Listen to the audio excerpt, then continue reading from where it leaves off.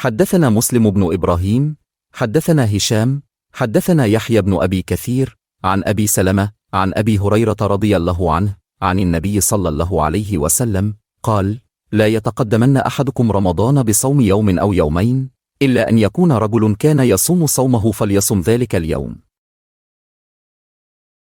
हमसे मुस्लिम बिन इब्राहिम ने बयान किया, उन्होंने कहा हमसे हशाम ने बयान किया, उनसे बिन इब्बी कसीर ने, उनसे अबू सल्लमा ने और उनसे अबू हुरैरा रज़ी अल्लाह अन्हु ने कि नबी करीम सल्लल्लाहु अलैहि वसल्लम ने फरमाया, तुम में से कोई शख्स रमज़ान से पहले शाबान की आखिरी तारीखों में 1-2 दिन के रोज़े न रखे, अलबत्ता अगर किसी को उनमें रोज़े रखने की आदत हो तो वो इस दिन भी रोज़ा रख ले।